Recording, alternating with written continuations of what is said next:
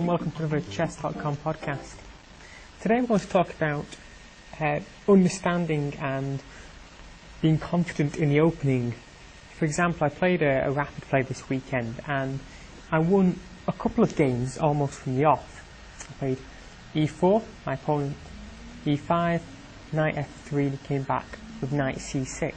Now I'm in the Petrov and I know what to do. I shouldn't sit there and ponder and try and work something out. If I know what the opening is, I should play the best move, or what I consider the best move in the opening to be. Knight takes e5. My opponent plays d6 to kick my knight. The knight retreats. Now these moves should all be played very quickly. They should be played almost instantaneously by the white player, and by the black player. He should know what he's doing himself. And then my opponent played knight takes e4, the natural move in this position. And I didn't play d3 and I didn't play d4 in this position. Instead, what I played was knight c3. I played it very quickly. It's the opening I like to go into. Black's got the option of usually retreating the knight back to f6 if you've not seen this position before, or even taking on c3, giving me doubled up pawns but also opening the lines of the bishops. Castling kingside, having 2 pawns in front of the castle king, and the queen's got great options too. I like this position for white. But my opponent, after seeing me confidently play knight c3, considered for a moment what the best move should be. And he played queen to e2, queen to e7, sorry. And as we've seen from a podcast before, if you're new to the podcast, maybe you've not seen this, but white's got a killer move in this position. And fell for it too.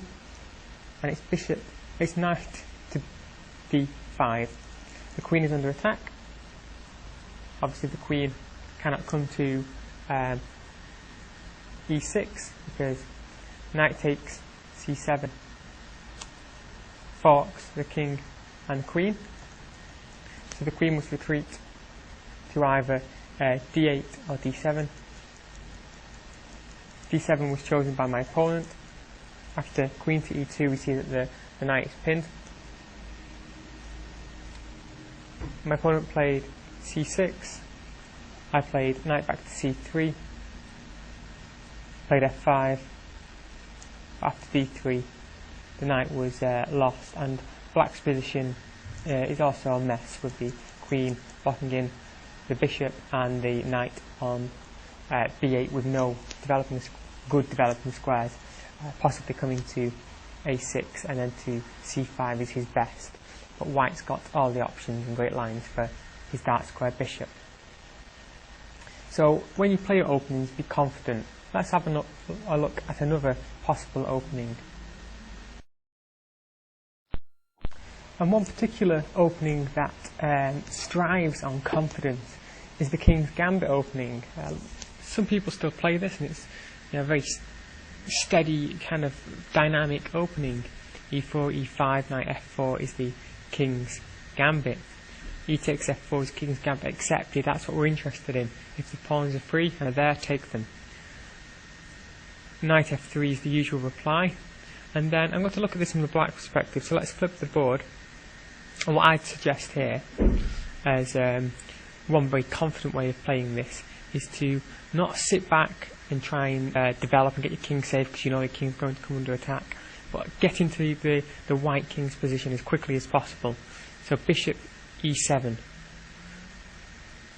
bishop c4, bishop h4 check. Now we see the whole reason for the bishop to e7 move.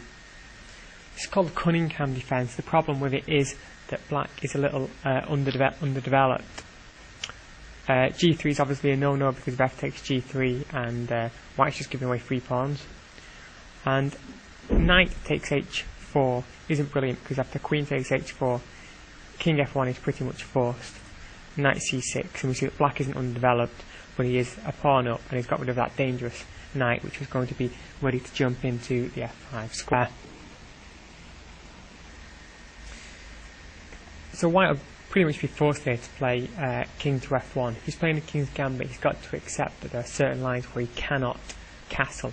You know, if you're white and someone plays the French defence against you, there are certain lines where the white king cannot castle, and you get compensation for that.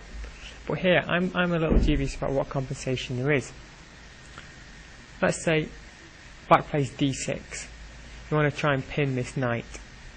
d4, bishop g5, bishop g3, bishop g4, g takes f4, bishop takes g4. Looks like you're giving a free piece away here. After bishop takes f4 and queen f6, we see that white's got 2 pieces attacked and only 1 defended. And the only way of defending the other pieces is to use that queen to already defend, if you like.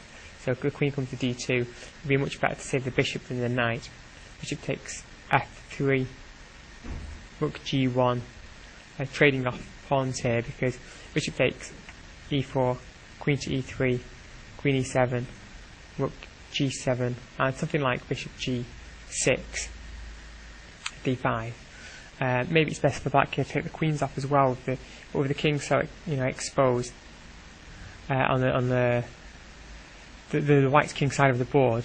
Maybe even keeping them on isn't too bad an option. But all it is playing confidently opening and knowing your openings, and the importance of knowing your openings, especially in kind of rapid games. Why don't you kind of email me, let me know the kind of openings that you like to play. Where do you feel confident, and where do you feel you need to dedicate more of your time and efforts? Because that's where you need to spend your time, that's where you'll improve. Okay.